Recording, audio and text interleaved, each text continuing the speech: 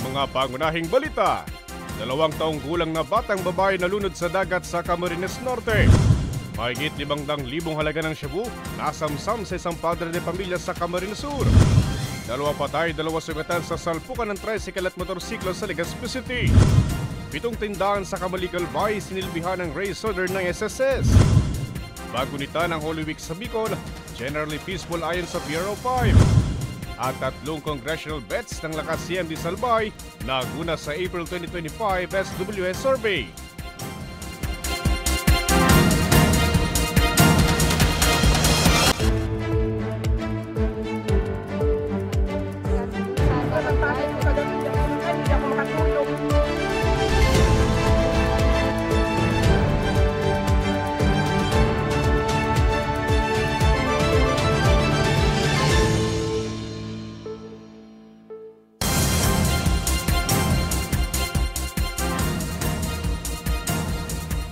Magandang gabi. Narito na mga balitang dapat ninyong malaman ngayong araw, ika-21 ng Abril, taong kasalukuyan. Dead on arrival ang isang 2 taong gulang na batang babae matapos na malunod sa dagat sa Mercedes, Camarines Norte kahapon. PNP muling nagpaalala sa publiko, lalo na sa mga tutungo ng beach resorts at pools ngayong summer season. Narito ang aking report. Dead on arrival ang isang 2 taong gulang na batang babae matapos na malunod sa dagat sa Barangay 7 Mercedes, Camarines Norte bandang alas 3 ng hapon kahapon. Batay sa Mercedes Municipal Police Station, galing ang biktima at ang kanyang pamilya sa picnic. Bago umuwi, napagkasundo ang magtungo sa naturang dagat. Pansamantala rin umanong ibinaba ang biktima ng kanyang ina upang mag-ayos ng gamit hanggang sa hindi na nakita pang muli ang biktima. Tumagal naman ang mahigit 1 oras bago natagpuan ang bangkay ng bata. Yun din po ay saglit na binitawan dun sa tubig na abot po sa may chest niya yung tubig. At habang binababa po yung mga gamit ay naningat po yung mga magulang at ang mga akala daw po nila ay may ibang kamag-anak na kumuha kaya hindi na po nila napansin. Nagmalay lang po sila na nawawala yung bata. More or less 1 hour na po nung tumaon sila sa Barangay 7 Mercedes, Camarines Norte. Sa ngayon, patuloy pa rin ang ginagawang investigasyon ng mga otoridad sa insidente. Inaalam din kung nagkaroon ng foul play. Kaugnay nito, muli namang nananawagan ng mga otoridad sa publiko na mas maging alerto sa mga pupuntahang beach resorts o pool ngayong summer vacation para makaiwas sa mga insidente ng pagkalunod. Para sa mga balitang Tatak Bicol, Hercules Barbacena. Mahigit 500,000 halaga ng shabu ang nasamsam sa isang padre de pamilya sa Camarines Sur. Sospek, matagal na umanong binabantayan ng otoridad dahil sa pagpapakalat ng iligal na droga. May report si Danica Garcia. Hindi na nakapalagpas sa otoridad ang isang padre de pamilya matapos na makorner sa ikinasang buy-bust operation sa Zone 6 Barangay Alimbuyog, Milaor, Camarines Sur, alas 11 ng gabi nitong Biyernes Santo, Abril 18. Kinilala ni Police Major Rosalinda Moises, officer in charge ng Milaor Municipal Police Station, ang sospek na si Mark Francis Flores, 32 anyos, residente ng parehong lugar. Nakumpiska mula kay Flores ang 3 heat-sealed plastic transparent sachets na naglalaman ng hinihinalang shabu na may bigat na 83 gramo at tinatayang nagkakahalaga ng 564 pesos.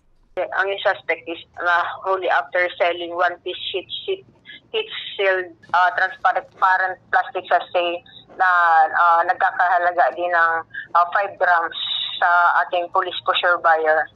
Nagkaroon po lang sila ng exchange of 8,500 pesos tapos exchange po nung plus 1 sheet plastic sachet na with 5 grams of shabu. Yung pusher buyer natin sa kayong subject. Then after that, yun na po na ng pre-arrangement yung then saka na po siya nahuli ng ating mga operatiba. Ayon pa kay Police Major Moises, kilala ang sospek na isa sa mga nagpapakalat ng iligal na droga sa kanilang bayan. Actually, ma'am, nahuli namin to dahil na rin po sa mga information na nakukuha natin sa ating mga concerned citizen sa ng Milaor kasi sa totoo lang po talaga itong mga illegal drug activities hindi po namin kakayanin ng mag-isa to sa law enforcement. Kailangan po namin ang tulong ng mga mamamayan, pagbibigay sa pamamagitan ng pagbibigay nila ng info sa amin. Kaya nagkaroon tayo ng positive illegal drug operation dito sa bayan ng Milor. Kasi kung ano yun po, ma'am, ang bayan po kasi ng Milor is actually is municipal drug free na, but ganito po, meron pa rin po talagang mga illegal drug activities na namomonitor ang ating law enforcement, ang ating mga kapulisan. Nasa kustudiya pa ng Milaor MPS ang sospek at nahaharap sa kasong paglabag sa Republic Act 9165 o Comprehensive Dangerous Drugs Act of 2002. Para sa mga balitang Tatak Bicol, Danica Garcia. 2 ang patay habang 2 ang naiulat na sugatan sa salpukan ng tricycle at motorsiklo sa Legazpi City noong Sabado de Gloria. Mahigit sa 300 road accidents na itala ng Department of Health Bicol nitong nagdaang Holy Week. May report si Rose Bilista. 2 ang naitalang binawian ng buhay sa salpukan ng motorsiklo at tricycle sa Kilometer 16, Barangay Bangkerohan, Legazpi City, alas 5:30 nitong Sabado de Gloria, April 19. Kinilala ni PEMS Carlos Panya, tagapagsalita ng Legazpi City Police Station, ang mga pumanaw na si alias Mar, 41 anyos, at residente ng Barangay Santa Teresita, Pulangi, Albay, driver ng sangkot na motorsiklo at ang isang pasahero ng tricycle. Sugatan din sa insidente ang 51 anyos na tricycle driver na residente ng Barangay Anislag, Daraga, Albay at ang isa pa nitong pasahero.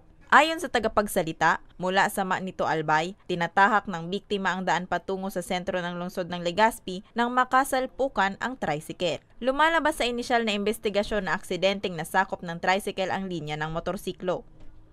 Ano kaya, sinda, doon collision kaya sinda. So, tuminama siya duman sa may inutan na parte ka man. Nag-encroach kaya sa tricycle, hindi sa linya kan motorsiklo. Muli namang nagpaalala ang PNP na magdoble ingat sa pagmamaneho upang maiwasan ang mga ganitong insidente. Before pa, kami nagpapatanid na, nagpaliwas na kaming patanid sa paalala sa ating mga yayos na maging maingat sa pagmamaneho during Semana Santa. And of course, kung sabi nga namin, pagka nakainom, huwag na mag-drive. And lalo pa pinagpaalala namin, lalo na ang mga nagda-drive, kung nasa ilalim ng ipinagbabawal na gamot. So yan mga possible causes na mag-cause talaga ng accident.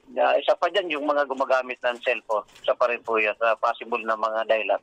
Samantala, umabot sa 383 na road accidents ang naitala ng Department of Health Bicol nitong nagdaang Holy Week o mula April 13 hanggang April 19. Para sa mga balitang Tatak Bicol, Rose Bilista. 39 anyos na foreign national natagpong patay sa inupang apartment sa Legazpi City. Menor de edad na nagnanakaw sa isang hardware sa Naga City, arestado matapos na maiwan ang kanyang mga kasamahan. At 7 tindahan sa Camaligalbay, sinilbihan ng race order ng SSS. Yan at iba pang balita sa pagbabalik na Bicol Online TV.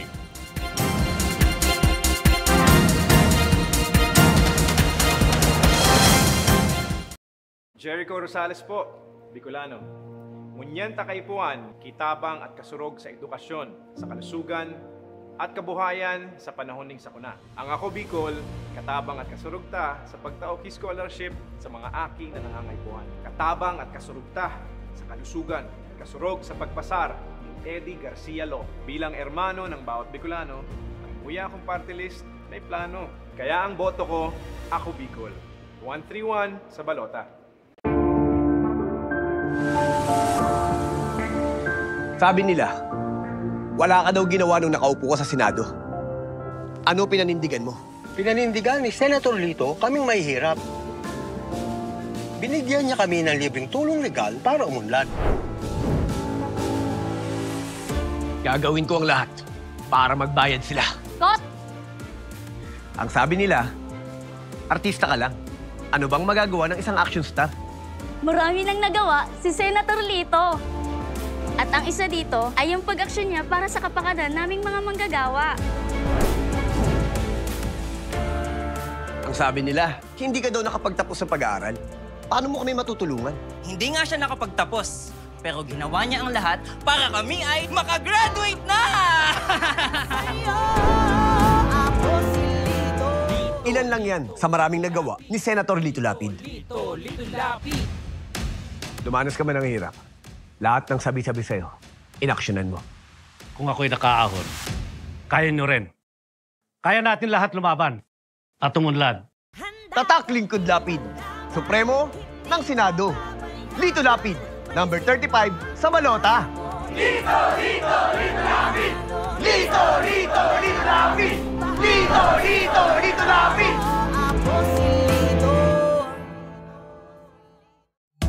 Presyo ng bilihin, mapapabain sa gana ang pagkain kung walang saking. Trabaho at tulong ng kanyang sinusulong, siya ay may solusyon, subok na ng panahon.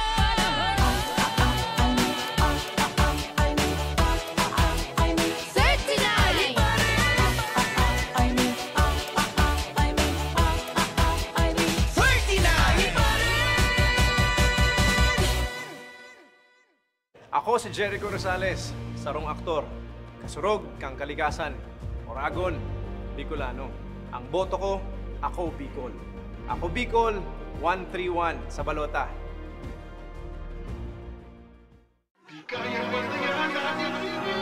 Ganito dapat kasarap ang buhay. Madaming pagkain kasi kayang-kayang bilhin.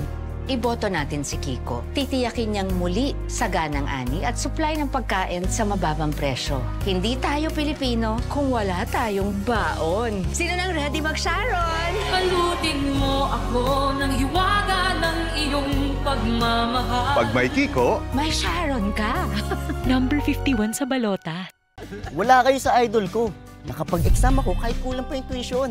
May 10,000 allowance tayo para sa teaching supplies. Sa batas si Idol, palagi nang valid ang mga certificate. May cash grant pa ako kahit wala pa ako 100 years old! Yung idol ko ang gumawa ng helmet law, kaya marami nang naisalba ito. Eh sino ba yung idol mo? Si Senator Bong Revilla. Pinoy, kayo ang idol ko. Bong Revilla po, number 11 sa balota.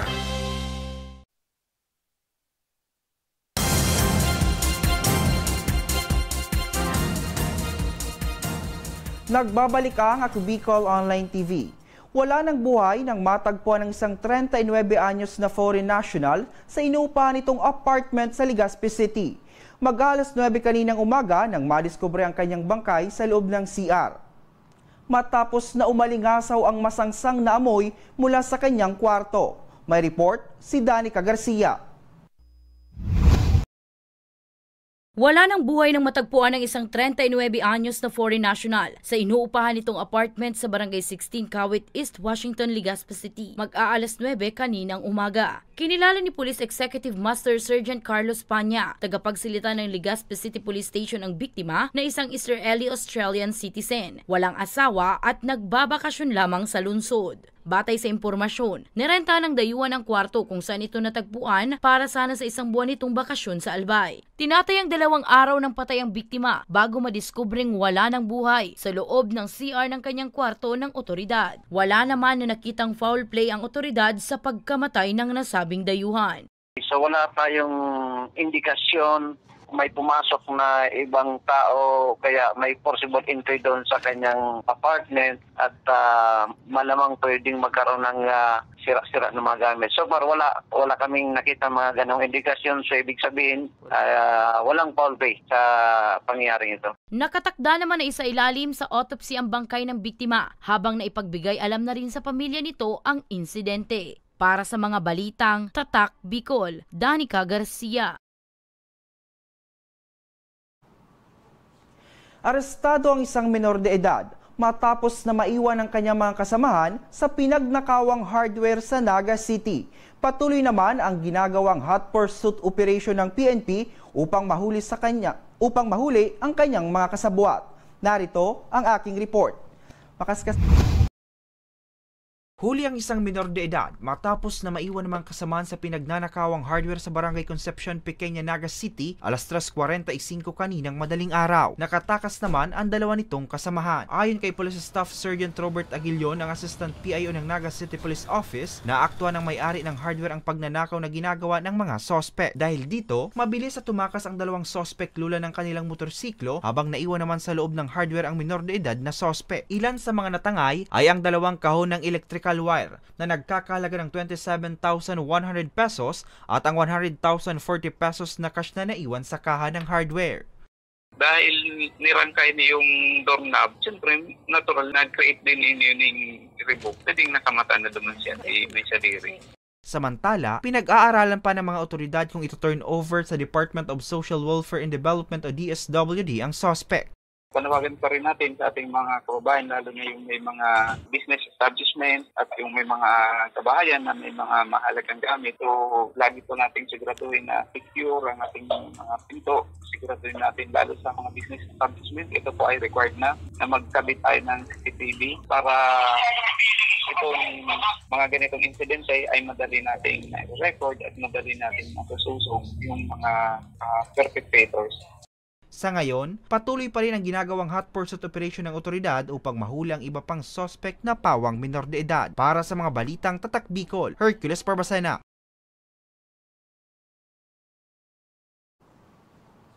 Pitong business establishments mula sa bayan ng Kamalig-Albay ang nasampulan sa muling pag-arangkada ng Run After Contribution Evaders o race operation ng Social Security System o SSS Legazpi Branch kaninang umaga. 15 araw naman ang ibinigay na palugit ng SSS para sa mga delinkwenteng negosyante para maitama ang kanilang mga naging paglabag. May report si May Insinares. 7 business establishments mula sa bayan ng Kamalig-Albay ang nasampulan sa muling pag-arangkada ng Run After Contribution Evaders o Race Operation ng Social Security System o SSS Legazpi Branch na ikinasa kaninang umaga. Kabilang sa mga nasilbihan ng race order ay ang isang hardware, 3 food hub, food production business, bakery at eyewear and optical clinic. 3 sa mga ito ay hindi nakapag-remit ng buwan ng kontribusyon ng kanilang mga manggagawa, habang 4 naman ang hindi pa rehistrado. 15 araw naman ang ibinigay na palugit ng SSS para maitama ng mga nasampulang negosyante ang kanilang mga naging paglabag. After everything has been, nagpana po yung preliminary assessment notice.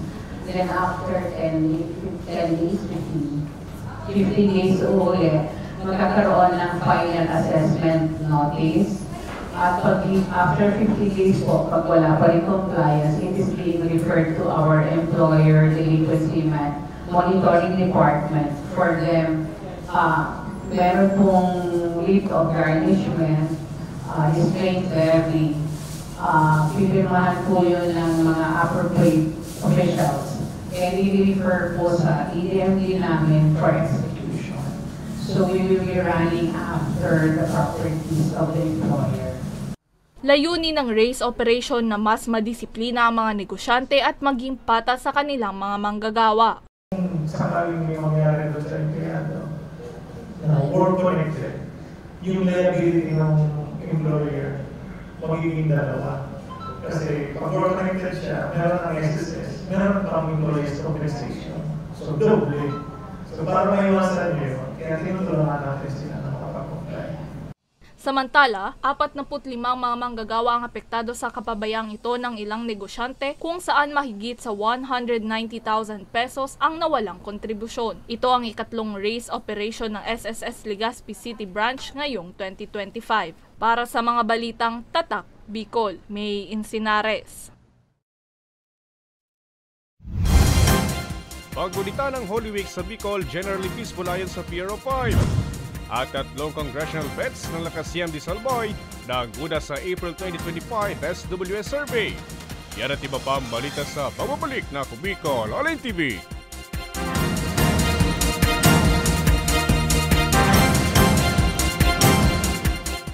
Jericho Rosales po, Bicolano.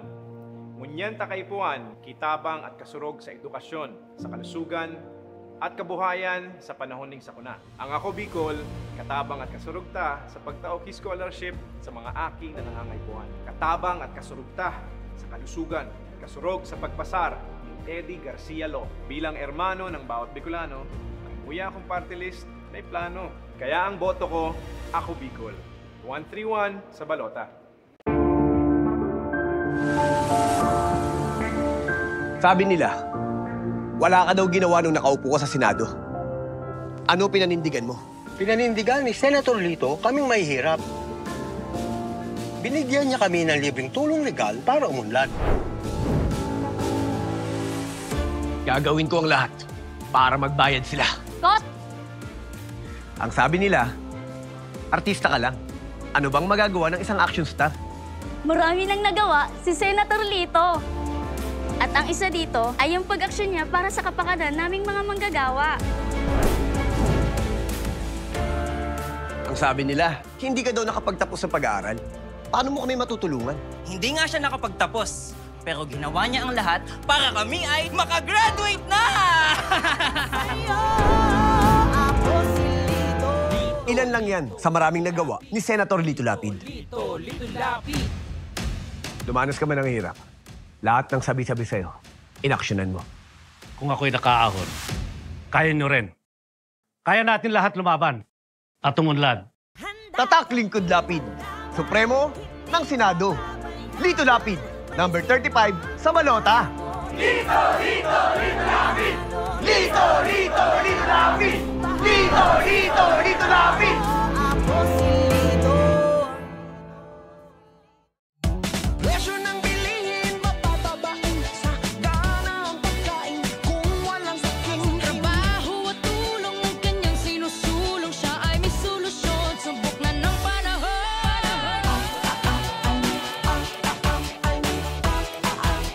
39!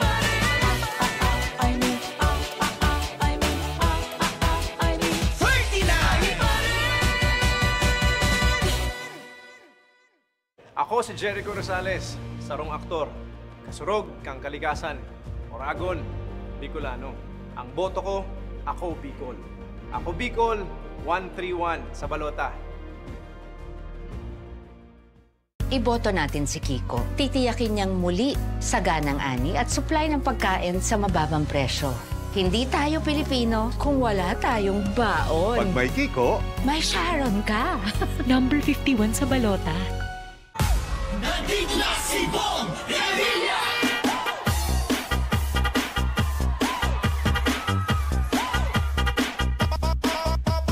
Bong Revilla po, number 11 sa balota. Nandito na si Bong Revilla! Bong Revilla siya, si Bong Revilla! Bong Revilla siya, si Bong Revilla! Nandito na si Bong Revilla! Bong Revilla po, number 11 sa balota.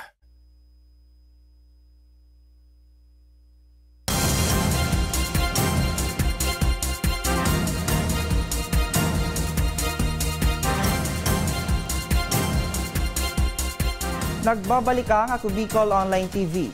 Idineklara ng Police Regional Office 5 na generally peaceful ang paggunita ng Holy Week sa Bicol Region ngayong 2025. Sa kabila ng pagdiriwang, nagpatuloy rin ang PRO 5 sa kanilang anti-criminality operations. May report si Angeline Dagta. Idineklara ng Police Regional Office 5 na generally peaceful ang paggunita ng Holy Week sa Bicol ngayong 2025. Ayon kay Police Lieutenant Colonel Maluca Lubakib, tagapagsalita ng PNP Bicol, malaking tulong ang maikinalat nilang kapulisan sa mga matataong lugar tulad ng mga simbahan, mga sementeryo, terminals, mga pantalan at mga pangunahing pasyalan sa rehiyon na mahigpit na nagbantay sa seguridad ng publiko. Dagdag pa niya, laking tulong rin ang social media upang mas mapadali ang pagpapakalat nila sa mga babala, mga paalala at iba pang updates. Deployed personnel natin is nasa 3,060. So aside from that, may mga additional tayong augmentation like yung mga dito sa regional headquarters, sinama po natin sa RSSF, yung Reactionary Standby Support Force para po in times na kailangan po ng additional personnel na pwede nating ilatag or pwedeng maibigay na augmentation sa other units, naka-prepare po ang PRO 5. Sa kabila ng pagdiriwang, nagpatuloy ang PRO5 sa kanilang anti-criminality operations tulad ng kampanya kontra illegal na droga at pagnanakaw. Mahigpit rin nilang ipinatupad ang mga lokal na ordinansa. Malaki rin daw ang naging ambag ng mga LGU at volunteer groups sa tagumpay na ito. May statement naman po, no less than our regional director ang talagang nag-ikot sa lahat ng mga areas within Albay, and may mga assign tayo mga red teaming officers na kung saan sila din yung in charge sa mga kanya-kanyang provincial offices and sa mga units na pinupunta ng ating mga red teaming group. So overall, we thank the public, of course, the support of the public na ginawa nating matahimik yung pag-observe ng Semana Santa. Matatandaan, 3,050 na mga kapulisan ang ikinalat ng PRO5 sa iba't ibang bahagi ng rehiyon para tayakin ang kaligtasan ng publiko. Para sa mga balitang Tatak Bicol, Angeline Dagta. Ang 40 degrees Celsius na heat index na itala sa buong Bicol Region ngayong araw. Matinding init ng panahon patuloy na mararanasan hanggang sa buwan ng Mayo. May report si Rose Bilista. Ramdam na ng 75 anyos na si Tatay Dong ng lungsod ng Legazpi ang epekto ng tag-init sa kanyang tanging hanap buhay. Kwento niya, bukod sa tag-ulan, isa rin sa mga kalaban nila sa ganitong hanap buhay ay ang tag-init. Kaya sa tuwing mataas na ang temperatura, hindi niya raw pinipilit pang mamalaot. Bumabalik lamang daw siya sa laot kapag sa tingin niyang kaya na ng katawan niya. Dahil dito, kaunti na lamang daw ang kanyang kinikita. Mga madali lang, mga garog kaya kalaot kami. Minsan, banggi na baga, mag-aga naman kami. Okay lang, magilid ng pagkaga, turog man kayo pagkaldaw. Ayon sa Philippine Atmospheric Geophysical and Astronomical Services Administration, kaninang alas 2 ng hapon, naitala ang 40 degrees Celsius na heat index sa buong rehiyon. Ilan sa mga sakit na pwedeng tumama sa tao ay heat cramps, heat exhaustion at heat stroke. Inaasahan pa rin natin na patuloy tayong makakaranas ng mainit na panahon. Although asahan din natin na paminsan-minsan may mga inaasahan din tayong mga isolated rain showers or thunderstorms o yung tinatawag natin ng mga pulupulong pag-ulan o pagkulog lalo na sa bandang hapon o sa gabi. Dagdag pa ng Pag-asa, patuloy na mararanasan ang matinding init ng panahon hanggang sa buwan ng Mayo. Hindi naman nagkakalayo yung mga nare-record natin mga temperatura. Yung mga maximum temperature pati na rin yung mga highest index recorded ay hindi naman nagkakalayo yung ating mga nare-record na mga temperature or mga heat index. So talagang inaasahan natin na halos buong Bicol ay makakaranas ng mainit na panahon. Samantala, wala namang binabantayang sama ng panahon sa loob at labas ng Philippine Area of Responsibility o PAR ang Pag-asa. Para sa mga balitang Tatak Bicol, Rose Bilista.